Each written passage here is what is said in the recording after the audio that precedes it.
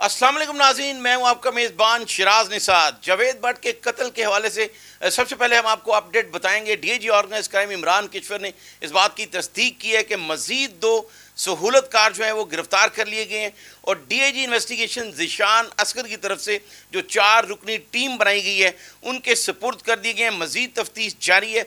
शिराज खान और समर दोनों पकड़े गए हैं। उन्होंने सहूलतकारी की और रिक्शा और मोटरसाइकिल जो मौका पर इस्तेमाल हुए उनको मेयो अस्पताल तक लेकर गए। उसके अलावा जो मरकजी शूटर अजहर और इलियास को भी उन्होंने पनाह दी। के बाद कहाँ गए और किस तरह सहूलतकारी की गई, अजहर और इलियास को इन दोनों ने ही कहाँ पर ठहराया, ये तमाम बातें हम आपको बताएंगे। आज हमारे साथ मौजूद है इंस्पेक्टर ज़हीरुद्दीन बाबर जो चंद माह कबल अपने महकमे से रिटायर्ड हुए हैं। और मैं ये बताना बड़ा ज़रूरी समझता हूँ कि साबिक SSP मुफक्खर अदील जिन्होंने अपने दोस्त शहबाज को कत्ल किया था, बहुत ही बारीक बिनी से तफ्तीश की और मुफक्खर अदील को पकड़ने में सबसे आगे ज़हीरुद्दीन बाबर थे जिन्होंने मुफक्खर अदील को पकड़कर और SSP इन्वेस्टिगेशन जो आज डीआईजी इन्वेस्टिगेशन है ज़ीशान असगर को सबसे पहले बताया और आज भी मुफक्खर अदील जो है वो जेल में है। ज़हीरुद्दीन बाबर साहब बहुत शुक्रिया। अस्सलाम वालेकुम जी, आपका बहुत शुक्रिया। आपने कैसे आप खैरियत से? अल्लाह का बड़ा एहसान करम। ज़हीरुद्दीन बाबर साहब, मैंने आपका ये वाला सारा तारुफ इसलिए करवाया कि 33 थानों में आप SHO रहे हैं, एक SSP को आपने पकड़ा, बहुत बारीक बिनी से तफ्तीश करते रहे।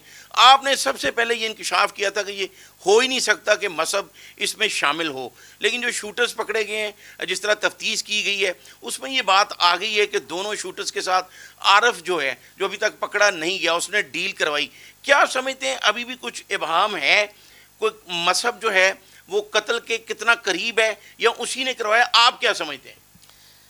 देखें हुजूर, बात इस तरह से है कि मैंने जो प्रेडिक्शन की थी या जो मेरी सोच थी वो थी ख़ानदानी मामलात को लेके। ख़ानदानी दुश्मनियों में बहू बेटियों की इज़्ज़त की जाती है, बहनोई की, घर के दामाद की इज़्ज़त की जाती है और दोनों दुश्मनदारी के बावजूद दोनों दुश्मनदार ख़ानदान या जितने भी दुश्मनदारी वाले ख़ानदान हैं वो एक दूसरे की इज़्ज़तों के रखवाले होते हैं। इसमें चूँकि एक बेटी ज़ख्मी हो गई थी, इसमें चूँकि एक दामाद को कत्ल कर दिया गया था, तो मैं ये सोच नहीं सकता था और मैं आज तक भी वर्ताए हैरत में हूँ कि ये कैसे मुमकिन हुआ कि किसी फैमिली के दामाद पे हमला कर दिया गया और उसकी बेटी को ज़ख्मी कर दिया गया। ये हमला अगर बराह रास्त तीफ़ी भट्ट पे होता, ये हमला बराह रास्त उनके किसी आल औलाद पे होता, किसी मर्द पे होता, फैमिली के बंदे पे होता, तो शायद मेरा नुक्ता नज़र मुख्तलिफ होता।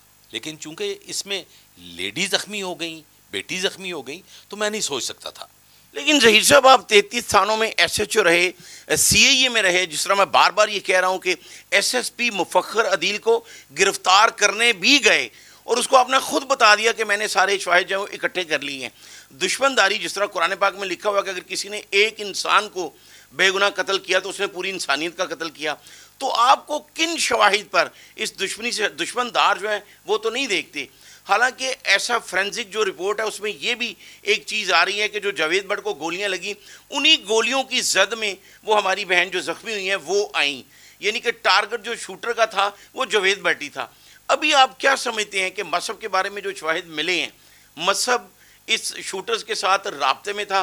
में ये बात यकीन किया जा सकता है कि जिस हद तक उस ख़ानदान को नुकसान पहुंचा, उस ख़ानदान का एक शाइनिंग स्टार कत्ल कर दिया गया, बालाज। तो बालाज के कत्ल के बाद उन्होंने ये सुइसाइडल फैसला कर लिया हो और शूटर्स को हायर किया हो। फिर इसका क्या मतलब है कि क्या पुलिस से उनको इंसाफ नहीं मिला कि उसके दादा का मर्डर हुआ, बाप का कत्ल हुआ, भाई का कत्ल हुआ, तो अगर उसने खुद हथियार उठाए हैं तो क्या पुलिस जिम्मेदार? मैं एतराफ़ करता हूँ कि गए वक्तों में पुलिस की तरफ से ज़ाती ताल्लुकात की बुनियाद पे कुछ ऐसी ख़ताएँ सरज़द हुई जिससे बालाज फैमिली को इंसाफ नहीं मिल सका और दादा गए, उनका बेटा गया और फिर फाइनली नतीजतन बालाज भी चला गया।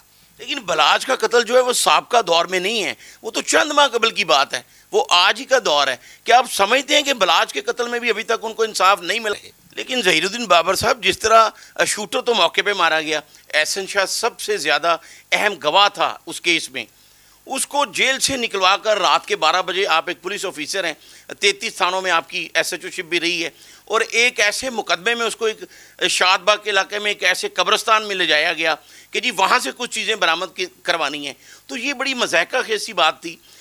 بعد میں اس کے بھائی پر یہ الزام آیا کہ اس نے فائرنگ کی ہے، جو بھی ایف آئی آر کی تحریر ہے۔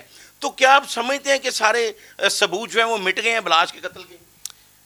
دیکھیں، ایک چیز ذہن میں رکھیے گا کہ بالاج کا بھی ناحق قتل ہو گیا۔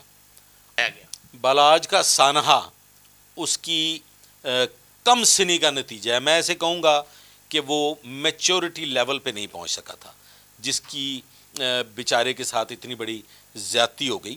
اسے قطعی طور پہ اتنا سوشل نہیں ہونا چاہیے تھا، جبکہ وہ ماضی میں چھوٹی چھوٹی بچگانہ حرکتیں بھی کر چکا تھا، اور اسے شاید اس بات کا اندازہ نہیں تھا کہ اس کے متعلق کتنی آگ اگلے گھر تک پہنچائی جا رہی ہے۔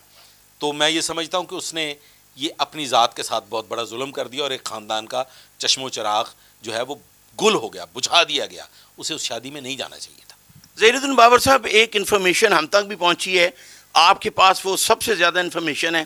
میں ناظرین یہ جاننا چاہتے ہیں کہ جو ابھی تک عارف بھٹی جو ابھی تک پکڑا نہیں گیا، جس کے بارے میں یہ کہا جا رہا ہے سی آرگنائز کرائم کی طرف سے کہ اسی نے شوٹرز کے ساتھ جو ہے وہ رابطہ کروایا، تو یہ بڑی ہر زبان زد عام ہے کہ وہی عارف بھٹی جو ہے وہ گوگی بٹ کا بہت ہی قریبی ساتھی رہا ہے۔ آپ کیا کہیں گے اس بارے میں؟ دیکھیں، مظفر کے بارے میں آپ کیا کہتے ہیں؟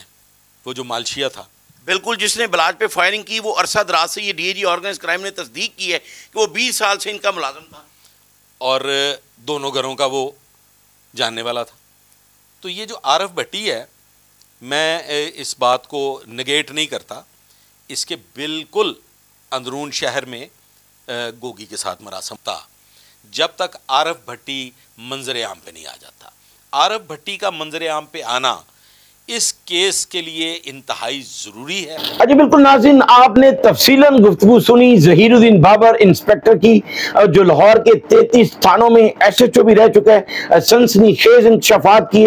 ان کا یہ کہنا ہے کہ عارف بٹ ہے، اس کا رابطہ تھا گوگی بٹ سے عرصہ دراز سے، اور درینہ وہ ساتھی رہا ہے، دوست رہا ہے گوگی بٹ کا۔ جبکہ D G organise crime Imran Kishwar, اور جو اس وقت پولیس ٹیم بنائی گئی ہے 4 رکنی جو panel D A G investigation Zeeshan Asghar کی طرف سے بنایا گیا ہے، ان کا یہ کہنا ہے کہ ابھی یہ تفتیش ہونا باقی ہے، اور جب تک عارف بھٹی گرفتار نہیں کیا جاتا اور اس سے یہ تفتیش نہیں کی جاتی کہ گوگی بٹ کے ساتھ اس کا کیا رابطہ تھا، اور اس میں یہ سب سے اہم بات ہے کہ اگر وہ گوگی بٹ کے رابطے میں تھا تو پھر کیا اس کی کوئی لڑائی ہوئی گوگی بٹ کے ساتھ، جو بعد ازاں اس نے مذہب کا رابطہ جو ہے شوٹرز کے ساتھ کروایا، یا اور اس قتل میں کون سی چیزیں شامل ہیں جو ابھی تفتیش ہونا باقی ہیں۔ اس حوالے سے پولیس افسران کا یہ کہنا ہے کہ میرٹ پر تفتیش ہوگی، اور جو بھی حقائق ہوں گے وہ عوام کے سامنے رکھے جائیں گے۔ مجھے اگلے پروگرام تک کے لیے اجازت دیجیے، اللہ حافظ۔